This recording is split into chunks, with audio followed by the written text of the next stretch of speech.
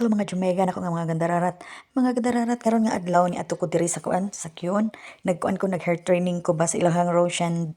Roshan maning nga babaye o kaning ga-train sa moa. So nagpasalamat jud ko dako sa kuang madam kay ngano. Takkan kay kog nakuha diri nga lesson kay kani mangong Kyon. Sa una mo ni imong gamit dito sa tabok pero wa jud ko ka training ani nga mga kuan ba mga color, hair color kay ngano kani biya siya.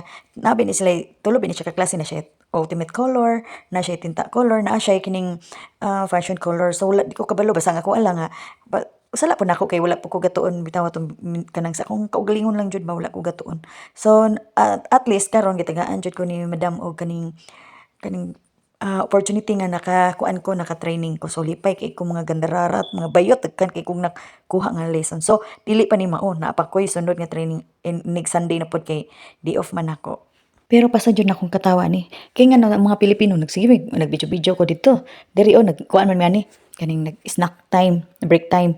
Then, nagsige sila istorya. So, nagdaho man sila mga gandararat na kanang Arabiana ko or Egyptian ko or umbot sa ilang hunahuna kung unsa ko klase nga pagka sige sila video-video tapos nag-istorya man pod ko og kanang syempre Bisaya biya ko nag-istorya ko sila. Ninglingi siya, ay nakakaintindi ka pala. Ay, Pilipino ka pala. Oo naman. Tapos tawa sila, akala namin ano ka, yung ibang lahi daw. Akala nila Egyptian or ganun, Arabian ba or hindi nila alam. Sabi ko, Pilipino, Bisaya, magkani ko tayo, pastang katawa nila. Kasi akala nila ano ako ibang lahi.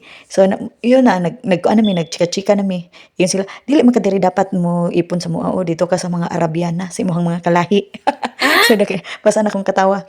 So makita na po mi next Sunday no kay nga na pod may training na pod.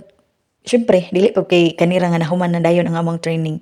So, mao ni sila ang amo ang nakuan, amo ang na-training daari o. Itudloan mi kung siyempre kabalo naman gud ko, kabalo na biya puta nani no kay dugay na biya pud ko sa salon. So, gitudlo lang sa mua nga inani gipaliwanag.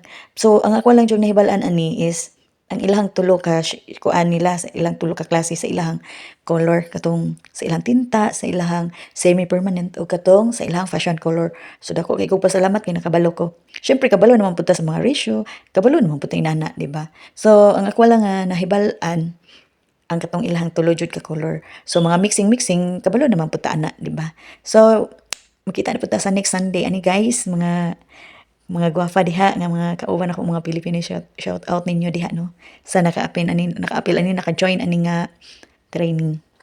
Kani mga gandararat ang number one jud diri nga gikuan sa moa kani siya kani nga unsa ni gitudloan mi unsay mga sukod mga inana pero wala naman kay ko nagbaling ato ang kani unsaon ang kanang white hair nga ma-cover syempre na iya man jud tag technique bisag ako na ako'y technique nga dili dali inig waswas sa buhok dali mawala o dali matanggal ba ang kuan ba mukapit jud ang hair color so ilaha napod sila ilaha nga technique so ako ra pang gilantaw lang pod syempre nag-train gud sila no then natay ikaduha nga mo na mong ikaduha nga kuan nga model ang iyang buhok is bleach na tapos napud siya mga uban daghan siyang white hair so ganahan kay ko sa result aning iya ba kaning ikaduha ba okay kanang dark light na kaayo ang iyang ubos tapos gitudlo na sa amo kung unsa pero ganahan kay ko sa iyang proseso jud sa iyang the way niya giunsa niya pag color nga na same nga wala jud niya apply ang ubos diba ganahan kay ko ba naka kuan ko na nakadugang jud siya sa kuang kahibalo jud grabe jud dako kay katabang sa kuha